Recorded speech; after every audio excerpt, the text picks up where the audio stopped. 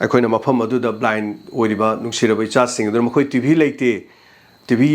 ꯄꯥꯎ ꯇꯥꯕ ꯌꯥꯕ ꯃꯤꯠꯅ ꯎꯖꯗ꯭ꯔꯒꯁꯨ ꯑꯗꯨꯒ ꯅꯨꯃꯤꯗꯥꯡꯗ ꯑꯩꯈꯣꯏꯒꯤ ꯎꯕ ꯑꯌꯨꯛ ꯅꯨꯡꯊꯤꯟꯗ ꯎꯗꯕ ꯑꯗꯨꯒꯨꯝꯕ ꯀꯌꯥꯁꯨ ꯂꯩ ꯃꯈꯣꯏꯒꯤ ꯑꯣꯏꯅ ꯇꯤꯚꯤ ꯑꯃꯇꯪ ꯇꯦꯂꯤꯚꯤꯖꯟꯒꯤ ꯇꯦꯂꯤꯚꯤꯖꯟ ꯂꯩꯕ꯭ꯔꯥ ꯅꯣꯏ ꯇꯦꯂꯤꯚꯤꯖꯟ ꯂꯩꯇ꯭ꯔꯁꯨ ꯉꯁꯥꯏ ꯅꯪ ꯈꯔ ꯎꯏ ꯍꯥꯏꯔꯦꯗꯅ ꯄꯥꯎꯒ ꯌꯦꯡꯅꯤꯡꯕ ꯌꯥꯎꯗꯕ꯭ꯔꯥꯕ ꯇꯦꯂꯤꯚꯤꯖꯟ ꯂꯩꯇꯦ ꯁꯥꯔ ꯂꯩꯇꯦ ꯇꯥꯕ ꯌꯥꯕꯗꯤ ꯌꯥꯏꯗꯤ ꯅꯪ ꯎꯗ꯭ꯔꯁꯨ ꯇꯥꯕꯗꯤ ꯌꯥꯏꯗꯅ ꯄꯥꯎꯗꯤ ꯌꯦꯡꯕꯤꯈꯤꯕ ꯚꯤꯗꯤꯑꯣ ꯑꯗꯨꯗ ꯍꯩꯀꯛꯄꯣꯛꯄꯤꯒꯤ ꯃꯤꯁꯟ ꯕ꯭ꯂꯥꯏꯟ ꯁ꯭ꯀꯨꯜ ꯍꯥꯏꯗꯅ ꯑꯃꯈꯛ ꯂꯩ ꯑꯩꯈꯣꯏꯒꯤ ꯁꯤꯗꯒꯤ ꯆꯠꯂꯒ ꯀꯣꯔꯥꯎꯄꯣꯛꯄꯤ ꯁ꯭ꯋꯥꯏꯗ ꯂꯩꯕ ꯆꯤꯡ ꯃꯊꯛꯇ ꯂꯩꯕ ꯃꯤꯁꯟ ꯕ꯭ꯂꯥꯏꯟ ꯁ꯭ꯀꯨꯜ ꯃꯇꯝ ꯑꯃꯒꯤ ꯃꯃꯥꯡꯗ ꯑꯩꯈꯣꯏꯅ ꯆꯠꯆꯔꯨꯕꯗ ꯑꯩꯈꯣꯏꯅ ꯃꯐꯝ ꯑꯗꯨꯗ ꯕ꯭ꯂꯥꯏꯟ ꯑꯣꯏꯔꯤꯕ ꯅꯨꯡꯁꯤꯔꯕ ꯏꯆꯥꯁꯤꯡ ꯑꯗꯨꯅ ꯃꯈꯣꯏ ꯇꯤꯚꯤ ꯂꯩꯇꯦ ꯇꯤꯚꯤ ꯄꯥꯎ ꯇꯥꯕ ꯌꯥꯕ ꯃꯤꯠꯅ ꯎꯖꯗ꯭ꯔꯒꯁꯨ ꯑꯗꯨꯒ ꯅꯨꯃꯤꯗꯥꯡꯗ ꯑꯩꯈꯣꯏꯒꯤ ꯎꯕ ꯑꯌꯨꯛ ꯅꯨꯡꯊꯤꯟꯗ ꯎꯗꯕ ꯑꯗꯨꯒꯨꯝꯕ ꯀꯌꯥꯁꯨ ꯂꯩ ꯃꯈꯣꯏꯒꯤ ꯑꯣꯏꯅ ꯇꯤꯚꯤ ꯑꯃꯇꯪ ꯂꯩꯒꯦ ꯍꯥꯏꯕꯒꯤ ꯑꯩꯒꯤ ꯄꯥꯟꯗꯝ ꯑꯃꯈꯛ ꯂꯩꯖꯕꯅꯤ ꯑꯗꯨꯕꯨ ꯍꯥꯏꯔꯤꯕꯁꯤ ꯑꯣꯁꯇ꯭ꯔꯦꯂꯤꯌꯥꯒꯤ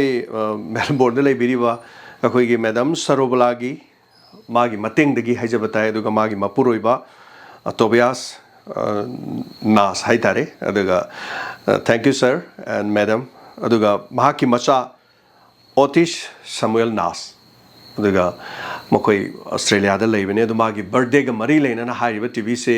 पिबिरे अदुगा हारिबा हैककपोपी गी मिशन ब्लाइंड स्कूल सिदा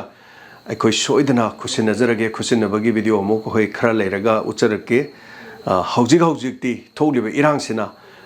ब्लाइंड स्कूल सी सुती खरा थारे है बतारे तोंगा तोंगा डिफरेंट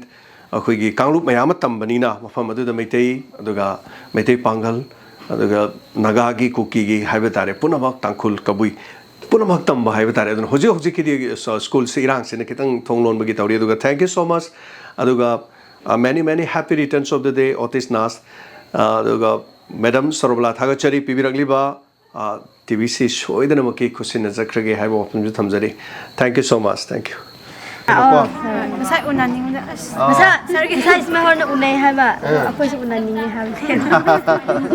नखोइ नुपि क्यानो लेरिसे 7 6 नुपि तरो नंगना पाइरगा सिकुं मुक चलिदो नंदो खंब्रा नंदो चलिदो सर अदम खखा उबई का किसी उब्रा विजुअल इम्पेयर्ड ओइब्रा कमाइ तौबनो नंगिसे किसी उब्रा दम नंग सामंगा उबुंगम जपंगमदला नुमिदांगति उब्रा नुमिदांगति उदी उइबो खरा ओके अदो मोइ नाम हाइदो इगेबा करी करी अवार अपाल लेइ हाइदो नोइदा सिके अवार अपाल नोइ सिके करी सि नोइ गिस करी करी गे तहनिंगे हाइदि एंटरटेनमेंट की टेलीविजन लाइब्रा नोइ टेलीविजन लाइत्रसु मसाइ नंग खरगा उइ हाइरेदना पाउ येनिंग पे याउदब्रा television लाइते sir लाइते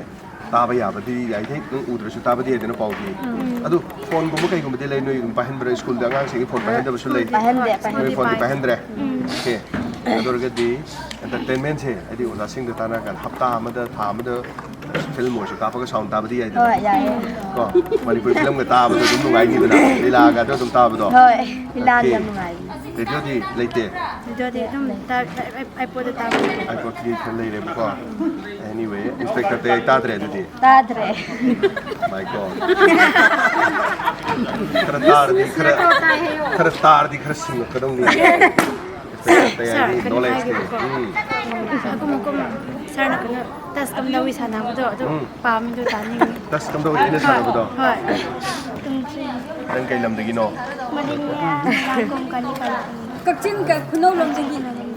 Kakchin ko norom digi मुझे क्लास क्या काम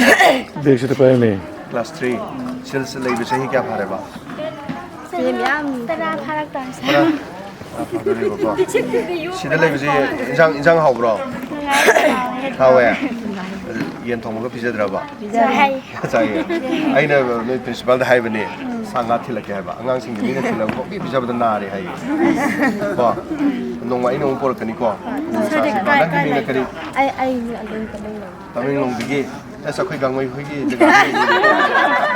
जॉन गांगमई खोगी मपा दिगी नि को नंग करी हबनो ममे नंग करी लम दिगी नोने दिगी सही क्या सरे से लेबा ना सुदोरे ओके अदि सिले बिसिनु गाय को सरे का लै आई दि सिदिगी न ए हम जोम हाइबदो मर्सी से सिदले लेरमी को होय कोइ ताबने मर्सी चखरे ला छुट्टी चखरे नाबी ला Hanaji masih lagi bukan jadi inspektor TI Tara me bukan sah. Hari kita bangre. Masih di kena radio dah lag terus ni. Tahu kan. คนจะตาที่ยาวป่ะ คนยาวแบบคนไป เลยไปที่ยาวไม่ยาวแต่เลยแบบนี้นะ ยาว โอเคเนี่ยมึงไงเด้ตัวดิมึงไอ้คนอะไรกันก็ Hoi sah. Hari sah. Yang mengai dah sah. Mengai dah. โอเค Dengan cepat ke sah. เฮ้ยจะอะไรกันเนี่ยมึงก็จะ Sesuatu.